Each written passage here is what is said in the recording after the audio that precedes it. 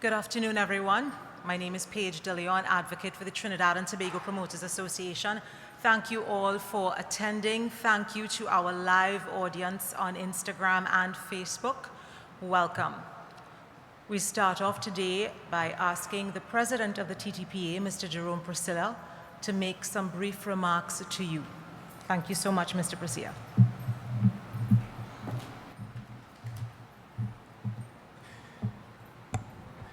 Thank you very much, Ms. De Leon. Members of the media, fellow board members of the Trinidad and Tobago Promoters Association, members of the TTPA, our representative from the Trinidad and Tobago Police Service, welcome. We also want to say special thank you to Queen's Hall for accommodating us this afternoon. Let me start off by introducing myself. Firstly, my name is Jerome Persia. A lot of you may know me as Rome. I'm an entertainer in Trinidad and Tobago. I'm also a promoter and the founder of Soca Hub Events. I'm the newly elected president of the Trinidad and Tobago Promoters Association. So I would start by saying that a lot of people asked and they commented that they didn't know that there was a Promoters Association to begin with. So let me introduce our association. The Trinidad and Tobago Promoters Association is a collection of upwardly mobile entrepreneurs. Now, entertainment in Trinidad and Tobago has been painted all the time, a lot of the time, especially during this pandemic, as more of a vice than it has been a business. And we are here to speak out on that because we have been silent for the entire pandemic. You haven't heard anything from us. And we were watching as things unfolded. I must say that our membership consists of members who are very, very creative, and they contribute a lot to our society as a whole in terms of releasing stress, in terms of releasing tension, bringing entertainment to a society that needs it, especially in a time like this. We felt as though we were frowned upon in this entire pandemic, where we weren't consulted by the authorities when it came to decision making, in terms of whether there is a carnival, there isn't a carnival, whether they're going to have events or not. We felt as though decisions were being made, and we being one of the largest stakeholders in Trinidad and Tobago's carnival and entertainment industry, we were not consulted. I must say, however, that we did have a meeting with the Trinidad and Tobago Police Service yesterday that went well. And I must say kudos goes out to the commissioner and his team for having that meeting with us and working with us as we partner on looking for a way forward for the Trinidad and Tobago entertainment industry, for Trinidad and Tobago's carnival, and we are going to make sure that carnival is alive and is well. So that being said, I'm going to hand back over to Ms. De Leon, and she's going to give you further details on that. Thank you very much. Thank you so much, Mr. Persia. I'm here this afternoon to deliver a statement on behalf of the members of the Trinidad and Tobago Promoters Association. The Trinidad and Tobago Promoters Association wishes to thank the people of Trinidad and Tobago for their determination and discipline over the last year. This unfortunate state of affairs will continue for some time. We know you will continue to contort yourselves into the many shapes that you need to in order to survive. We are in solidarity with those of you who have lost your jobs, your homes, are struggling with depression and anxiety, deteriorating mental health, abuse, those who are finding it impossible to feed their families, and those who see no light at the end of the tunnel. We must go on. The people of Trinidad and Tobago are the heroes in this fight. We especially want to thank the Commissioner of Police, Mr. Gary Griffith, and his team for initiating collaboration with the TTPA. We thank you sincerely, Commissioner Griffith. Your frank insightfulness has been very useful. We are very proud of our cultural ambassadors, you who continue to create art, knowing that you will likely reap nothing this year. You understand that your offerings are not just a job, but an expression of the heart of our people. To those of you who cannot create this year, our mask makers, our pan players, our television crews, too many to mention, we salute you and we know how painful it is for you to sit on the sidelines. This too shall pass, we hope, sooner rather than later. Thank you all for what you have done and for what we know you will do when the explosion of life that is us happens again. The TTPA has observed over the last year in particular a very disturbing trend in the narrative that's continuously fueled about events, about our carnival, about the people who choose to spend their life energy making fun happen, about how we live, how we vibe, and how we party. Make no mistake, we are clear that the story that is being told by those who do not live by this bread is destructive. Events are not a joke. The business of tourism, which we are successfully engaged in, is not a joke. Carnival is not a joke, it is not a nuisance, and ours is not a Vicky business. It is in fact where some of the brightest, most innovative entrepreneurs in our country have chosen to direct their energies because they love Trinidad and Tobago. They love who we are, they know that flying our cultural flag high is not an option, but it is a priority. Our spirit, our energy, our cultural vibrations are valuable. And this is important to say because it is those characteristics that event producers, creatives, technicians, and musicians must harness to make their genius manifest. For those in the TTPA, their work is revered and applauded all over the world as the very best, bar none. Yes, us, the carnival people, the partiers, the wine and jammers, the mass players, the noise makers. In this case, it is true, the whole world watches. Our country's largest and most successful tourism product is Carnival, and those who draw the crowds and the forex to our shores every year reside inside of the TTPA. Our event landscape is no longer what it was 20 years ago. It is events, parties, fetes, and mass that our visitors flock to Trinidad and Tobago to experience. We are clear that the world has changed. We have changed with it. We have tailored our products to suit. We at the TTPA cannot afford to sit by and pretend that we are in the year 2000. Hence, we create that which is in heavy demand and is replicated from here to the African continent. Despite that, despite the fact that Carnival in particular is the single most unique expression of our people, despite the fact that esteemed columnist Martin Daly described our cultural articulation aptly as the other oil, or that many of us need it like we need air to breathe, our industry is viewed by many as slight. In the environment that pervades today, to even suggest having a discussion about events, a conversation about how we go forward to reposition and restart our activities is deemed unpatriotic and irresponsible. We are accused of being simply mercenary by the armchair critics who use social media to throw words without discipline around the world. We ask them, for whom is money not important? What do you use to feed your family? If your income was annihilated, would you not want it back? We know there is a pandemic. It's impossible to ignore.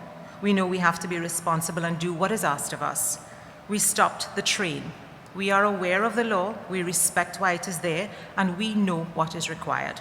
We will continue to do our best like everyone in this society, but we are confused as to why the approach to our sector in particular is so unnecessarily heavy-handed.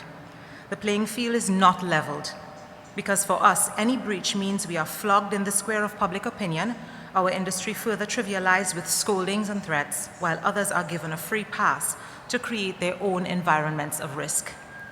In the Express newspaper yesterday, the Minister of Culture is reported as saying that persons who attend events must now not dance and must stay seated. The article is titled, "Stay Seated to Stay Safe." We have to ask, are we beginning to see the beginnings of a ban on whining in our country? Is it now illegal to dance in public in Trinidad and Tobago? The absurdity of such a notion is self-evident, it is not lost on us, and it is a real concern. Where does this end? We make our first ask today. Kindly offer clarity on this point. So where do we go from here? In an atmosphere like this, Trinidad and Tobago's event producers have not once been consulted by the decision makers during this whole period. We have not been engaged. We are the country's largest tourism service provider. That in an atmosphere where there continues to be no support, no dialogue, and not a word on how we move forward. Yesterday's editorial in the Express put it to bed, open quote. Instead of exploring how Carnival 2020-2021 could be reconceptualized, the government went straight to no Carnival, shutting out and shutting down the single largest creative community and constituency of entrepreneurs in the country. The possibility that the challenge could have been given to them to handle, to design a COVID-proof new and more resilient Carnival, to quote the Prime Minister, was not even on the cards, end quote. The event producers of Trinidad and Tobago, our soca artists, our band owners, earn their keep in this country and are not the beneficiaries of any government subventions. We thank the head of DOMA for his genuine attempt to articulate how Carnival could happen. We cautiously posit that the head of DOMA sought to make sense of the loss of income being felt by thousands of businesses because of the absence of Carnival. He knows that the loss is felt in the bellies of children. It is not imaginary. He knows that in the second quarter of 2021, when the foreign exchange that is brought into our country by Carnival is not in the system, the true impact of not having the wine and jam will be manifest. What do we do then? The COVID-19 pandemic is perhaps over the top of the hill as a vaccine has been found, and we hope it will soon neutralize that threat. However, in the meantime, the accompanying economic pandemic rages on with no vaccine in sight. We want to give everyone listening, everyone here, everyone out there, the assurance that we will comply with all regulations laid down by lawmakers. We will always seek to do what is best for our country, the country that we prove our love to consistently, not with lip service, but with blood, sweat, and tears. We will continue to be COVID compliant and are clear that the loss is global. We are heavily invested as an industry in the health and well-being of our people. We are here today to articulate the above sentiments and to ask for the following things. We need a seat at the table of decision-making, a real seat. We have earned it. We ask that the negative and dismissive messaging surrounding what we do is changed. We ask that discussions about Carnival 2022 and about a path to reopening our sector intelligently and safely are held immediately. We ask that our cultural fruits be respected and not disregarded as irrelevant because of short-sightedness. We ask that the opportunity to engage in visionary, meaningful, forward-thinking collaboration about how we use our culture sector as a tool to earn foreign exchange and vault our tourism product to the front of the line be created. We ask that Carnival be viewed and treated as our tourism pearl, as the other oil, as though it is our most unique offering in a world that favors high-quality event tourism. We ask that we begin to plan now to welcome the world back to our country. We must present ourselves as the best place in the world to visit when it's time for people to seek leisure again. This is a strategic decision that must be made now and executed to perfection. We ask that the travel exemption system be revisited, especially for those with business needs. Our brands are global, and travel for us is not a luxury, it's a part of our work. Many countries have found ways to adapt and are reopening their entertainment sectors. They have had spikes and have had to ebb and flow restrictions, but they understand that the beat goes on. We ask that the people of Trinidad and Tobago give us their support, and we ask that they continue to support us in doing things that we hope make them proud and help develop our nation in a progressive and relevant manner. Carnival, our event culture, is a life jacket, and we have to get about the business of using it wisely. We want to be a part of the journey. We want to collaborate and cooperate. We offer ourselves for service to help chart a way forward toward a bright and prosperous future for the sector. We are ready, willing, and able to be a part of what comes next. We do this. We do events. We do Carnival. We have solutions. We know our market. We know our craft. Are we not best poised to help create a sustainable future for our culture? To close, Trinidad and Tobago, our family around the world, the fete lovers, the partiers, the Carnival junkies, the people who believe that soca is life.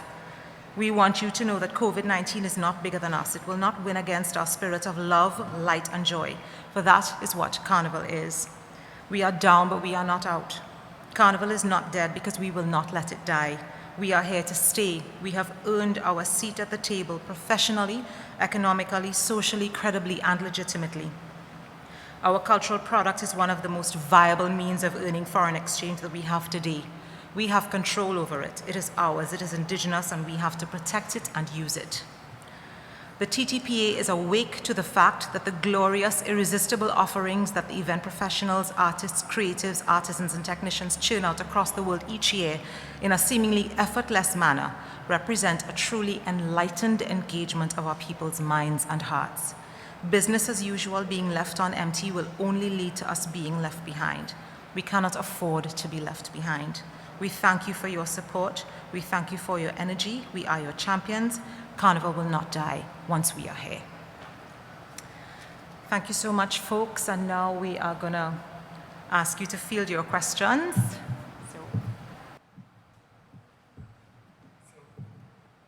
One, two, right.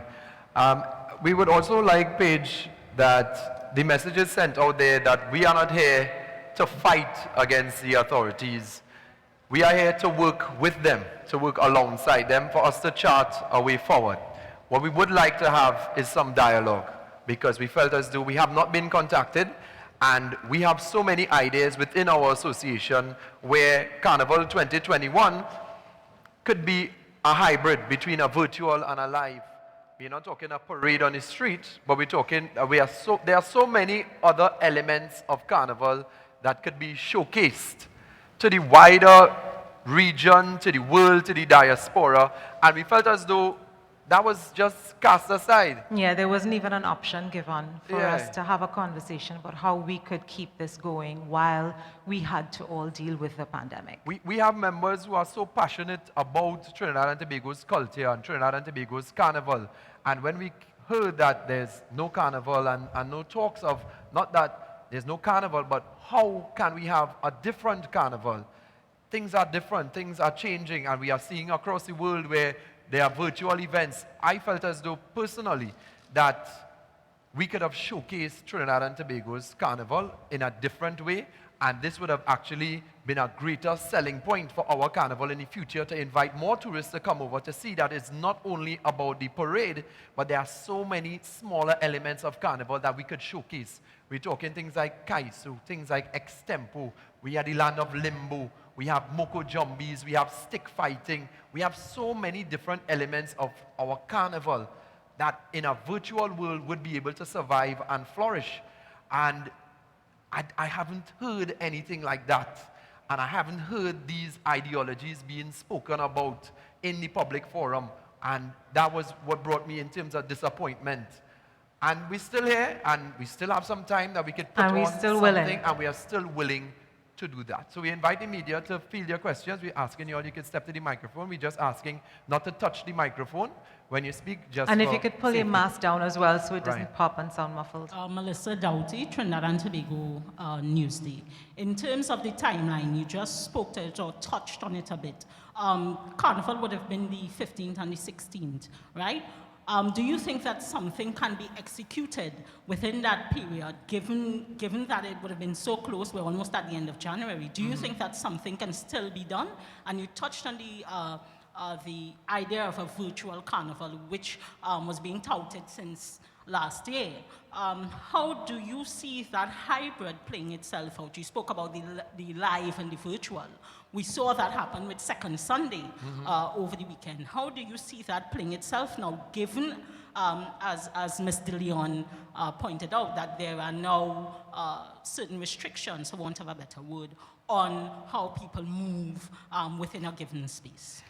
All right, so let me address this in two parts. One, I would say, yes, there's still time for us to put on a showcase of different elements of Carnival. In our opinion, it is too late for us to even experiment with a live parade. I can't see how that would be able to work within a month. There would be too many protocols having to be put in place, not only to control the parade itself, but to control the spectators. So we're not talking about a parade of the bands. Different elements of Carnival can still be showcased virtually, but we would need the support not only from the government, but we would also need the support from corporate Trinidad and Tobago in order to fund these things. And I must say, kudos goes out to the corporate entities of Trinidad and Tobago. They have definitely stepped forward in terms of supporting the culture, as they have sponsored a lot of the virtual events to take place. I myself, I had my virtual event, Parang with Rome, over the Christmas, and it was only possible because of corporate Trinidad and Tobago. So it can happen if we get the support. And we would need to start those discussions now into how can we have it. We have a lot of our membership are already planning their events, and we are looking forward to the support. We already got the support of the Trinidad and Tobago Police Service, which we are very thankful for, that we could have a hybrid between the live and the virtual. So let me touch on that in terms of second Sunday. We saw the second Sunday event. I was actually the host of the event, and I was right here at Queen's Hall and saw all of the protocols that were put in place for the event to take place. We saw that as a model event moving forward, where you have a hybrid between live events and virtual events. Yes, we would do some tweaking of the event and how it took place moving forward. Again, with the cooperation of the TTPS, it was recommended by the Commission, and we agreed that we will have at least one police officer present in every virtual event moving forward to help us to ensure that all protocols are observed and we don't run into any hiccups. On the point of the restriction of the movement of the patrons at the virtual events, this is where we have a disparity, because we have seen reports come out in the media that there's no standing allowed at the events. This is something that we disagree with, because we felt as though there are a lot of different corporate events, different religious events that would take place where you can stand in your seated space. So if you go to an event and an artist comes out or a speaker comes out and you want to give a standing ovation, can we not stand and clap for this person? Can we not stand and sing a song and praise and worship? Can we not stand and sing a soca song? Why is it that when soca music or chutney music or other genres of music play and people stand in their place and dance and enjoy the music, it is deemed as though it is a crime?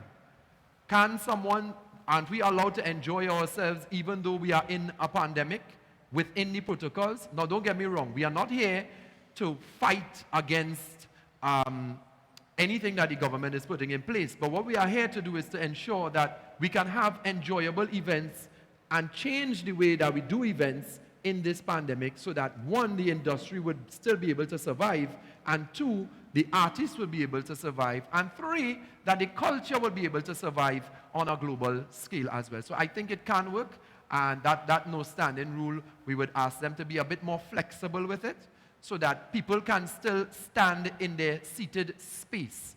We understand the theory behind it, and you don't want people moving from one seat to a next.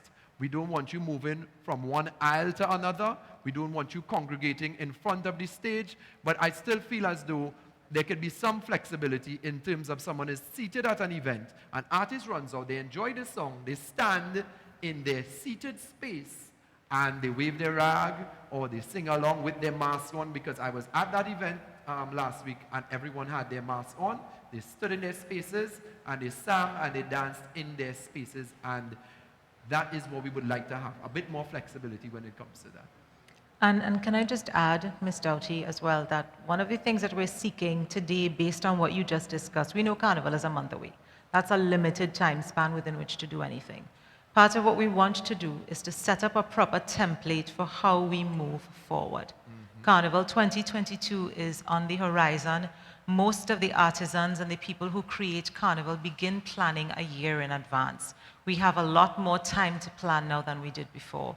Those conversations need to happen, and the environment where we are consulted and there is collaboration needs to take place so that in 2022 we are on top of our game. So I don't know if anybody else has questions that they want to field. Yes, we have one coming here from...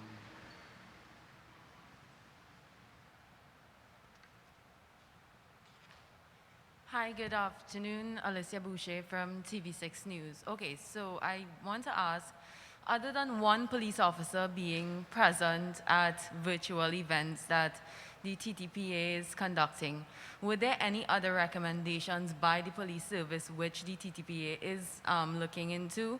And in addition, I know that you would have met with the Minister of Tourism, I believe. No, we Did have you? not. No.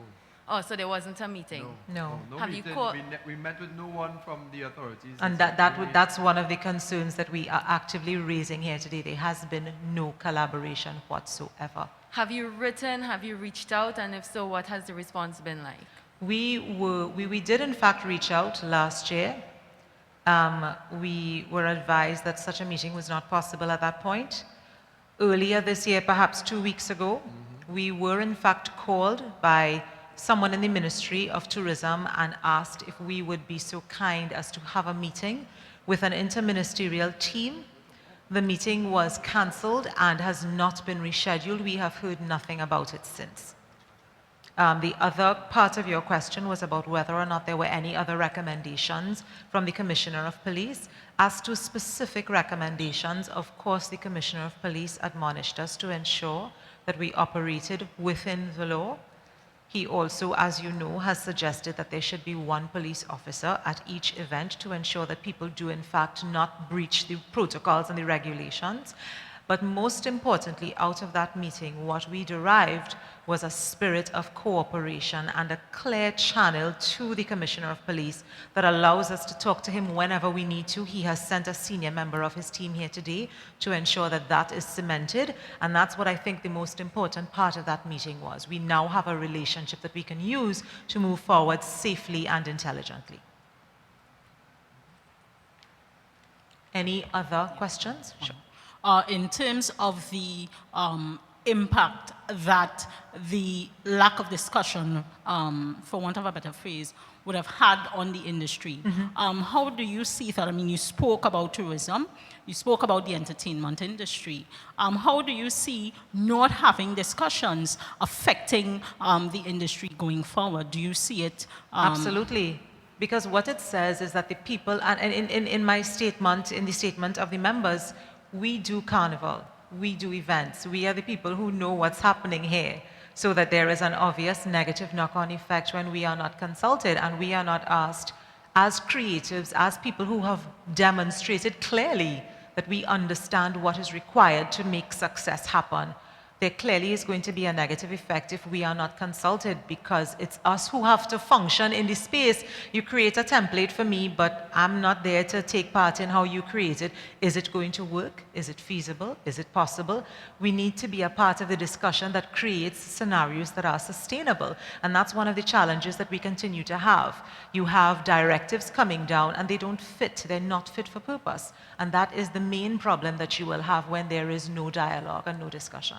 Do you see this altering how Trinidad is perceived on the wider carnival space or carnival landscape? Absolutely. Again, in the statement, the members have said the world watches us. We are the gold standard for carnival.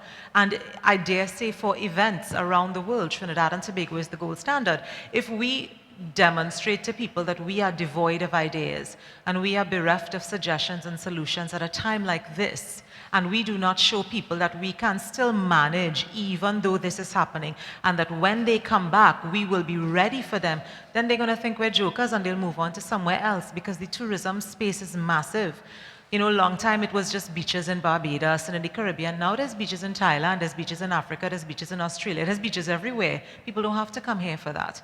What is unique about Trinidad and Tobago?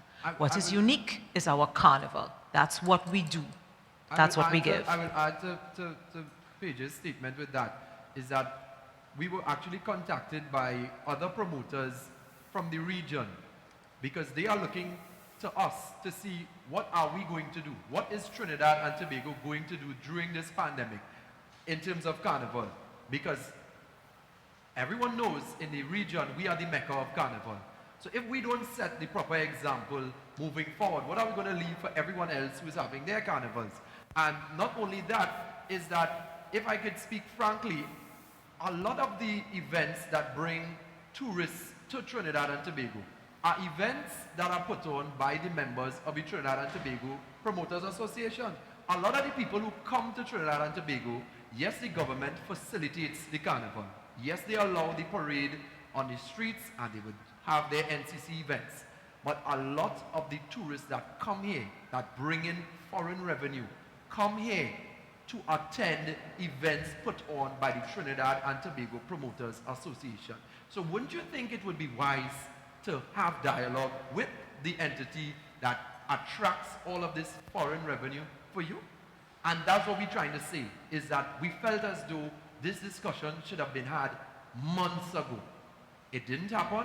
We are still willing to have that discussion, because something could still be done, and not only something can still be done for Carnival 2021, but we have a lot of time now to prepare ourselves for Carnival 2022, where people are definitely going to be looking forward to something. So let's come together, come to an agreement, and let's make Carnival 2021 something virtual, and 2022 the biggest carnival that Trinidad and Tobago has ever seen. And not only Carnival, but we need also to map out a way forward for events during the pandemic and after the pandemic, because our industry was the first to be closed and it is the last to be reopened.